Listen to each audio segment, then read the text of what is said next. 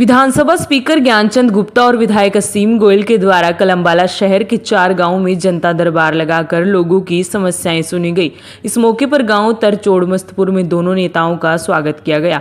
गांव चोड़मस्तपुर में सरपंच राम सिंह ने गांव की समस्याओं और मांगों को रखते हुए गांव में बस स्टैंड बनवाने, सीएचसी में एक्सरे और अल्ट्रासाउंड की सुविधा, गोहर पक्का करवाने, पाइपलाइन डलवाने, सिलाई सेंटर खुलवाने, शमशान घाट का सौंदर्यकरण करवाने तथा नाला बनवाने आदि की समस्याएं रखी और गांव में सीएचसी का नया भवन व स्कूल को 10वीं से 12वीं तक अपग्रेड करवाने के लिए विधायक असीम गोयल का धन्यवाद किया।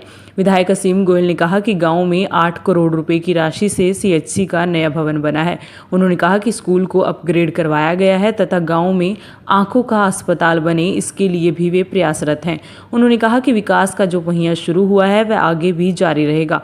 जनसंवाद कार्यक्रम में बाबा ध्रुवनाथ ने गांव के शिव मंदिर में पानी का नल का कनेक्शन करवाने का अनुरोध किया, जिस पर विधानसभा अध्यक्ष ने जन स्वास्थ्य अधिकारी को मौके पर ही निर्देश दिए कि वे नाले का कनेक्शन करवाने की व्यवस्था करें। अगर सरकारी फंड से कनेक्शन नहीं हो सकता तो वे उन्हें बताएं। इस पर जितना भी खर्च आएगा वे कनेक्शन का खर्च वहन करेंगे।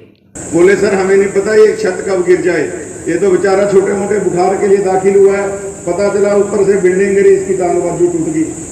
तो इतनी खस्ता हालत में, और मैंने तुरंत इसकी फोटोज क्लिक की, आदरणीय सीएम साहब पे भेजा।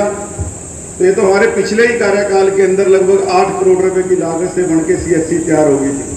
और मेरे ध्यान है जब इस गांव के दौरे पहली बार आया था तो मनप्रीत ने कहा था कि हमें हमारे गांव की कोई गली, कोई निर्माण कार्य, किसी तरह का कुछ नहीं चाहिए, ये अस्पताल बनवा देना जी। और दूसरा काम स्कूल का अगर अपग्रेड हो जाए, वरना अस्पताल बन जाएगा तो हम उसी में संतोष कर लेंगे। 10th से +2 का हो गया, यहाँ पर +2 के लिए बच्चियों को दूसरी जगह नहीं जाना पड़ेगा।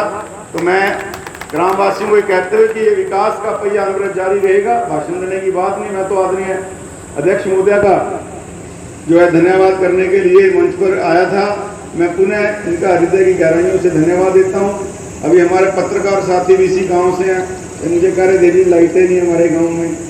बोले सर हमें नहीं पता ये छत कब गिर जाए, ये तो बेचारा छोटे मोटे बुखार के लिए दाखिल हुआ है, पता चला ऊपर से बिल्डिंग गिरी, इसकी टांग बाजू टूट गई। तो इतनी खस्ता हालत में, और मैंने तुरंत इसकी फोटोज क्लिक की, आदरणीय सीएम साहब पे भेजा। तो ये तो हमारे पिछले ही कार्यकाल के अंदर लगभग 8 करोड़ रुपए की लागत से बनके सीएचसी तैयार हो गई थी।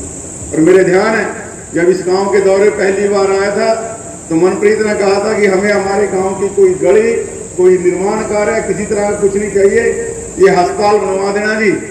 और दूसरा काम स्कूल का अगर अपग्रेड हो जाए, वरना अस्पताल बन जाएगा तो हम उसी में संतोष कर लेंगे।